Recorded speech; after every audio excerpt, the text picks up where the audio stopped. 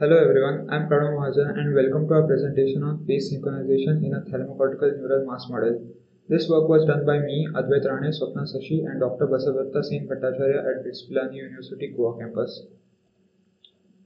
Let's start by asking why study synchronization in neural models in the first place.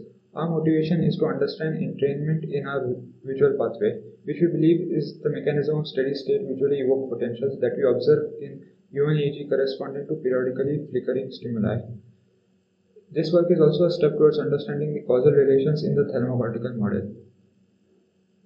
Our model consists of the LGN, that is the lateral geniculate nucleus, which is a relay center in the thalamus for our visual pathway, and is connected to the layer 4 and layer 6 of the cortex. LGN receives periodic input from the retina, and the voltage at the thalamocortical relay cells, which is the TCR, can be thought of as an intermediate output of the LGN. These relay cells of the LGN project to the pyramid cells of the layer 4, which we call as PY4, and receive feedback from the pyramid cells of layer 6, which we call as PY6. This is currently a work in progress and we used an Euler solver. So we can revisit the model details later after the end of the presentation in case of questions. So when we give a noisy input, we observe the majority of the power output of the signals of interest, which is the TCR, PY4 and PY6 lies in the alpha band. We now give a periodic impulse train stimulus with additive white noise and vary the input frequency from 1 Hz to 100 Hz. We observe various modes in the output frequencies in addition to the fundamental mode. So as we see over here, this is the fundamental mode observed in the output frequencies, and these are the other modes that we observe. We use the phase locking value or the PLV measure to quantify synchronization between two time series outputs. If phi1 and phi2 are the extracted instantaneous phases of the two time series, then we define phase relation as mod m into phi1 minus n into phi2, where m and n are integers corresponding to the modes of coupling. We consider the system to be phase locked if this phase relation is nearly constant for all time steps. To compute the PLV, we need to extract instantaneous phases, and we do so using the Hilbert transform. We then get the phase difference and wrap it between 0 to 2 pi, and the mean vector length is the PLV. In our first simulation experiment, we test the robustness to noise in the input frequency. We study the phase locking between base frequency output and the detuned frequency output at varied amplitudes of the input. By this we mean that one receives the base input frequency of 10 Hz, whereas the input frequency of the other can vary from 9.9 Hz to 10.1 Hz, which is denoted as the detuned frequency.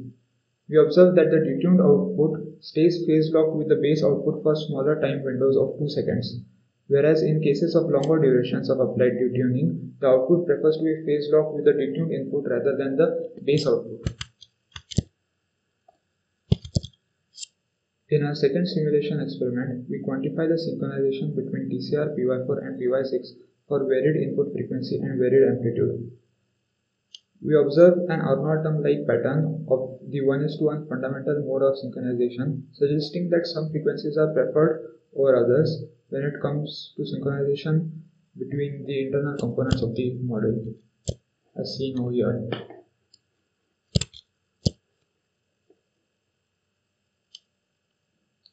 And we also observe that the synchronization between various components of the model tends to improve with a higher signal to noise ratio in the input.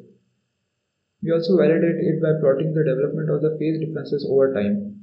For low SNR, we see that the slope of the plot is non-zero and increases, indicating drifting apart of the two phases, which we also term as phase slips, as we see over here in the blue and the red plots. Whereas in cases of high SNR, we see a nearly zero slope denoting phase locking, as we see over here in yellow and purple plots. The same can also be observed in polar histograms of the phase relation. At lower SNR, the phase relation is free to take any values from minus pi to plus pi over here. But in cases of high SNR, it will follow a peaky distribution or a Dirac delta kind of distribution denoting phase locking, as we see over here. We also compute the normalized Shannon entropy rho as an objective measure of phase synchrony which validates our observations in the polar plots. Future work includes using a better solver than Euler, maybe RK45. We also wish to extend this to a variety of periodic inputs beyond just impulse trains such as square waves and pulse inputs, which are more suited to brain-computer interface applications. We plan on using transfer entropy measures for better understanding of causal interactions between the LGN and the cortex, and doing a study of synchrony between two coupled LGN models and extending it to two coupled thalamocortical models. Thank you.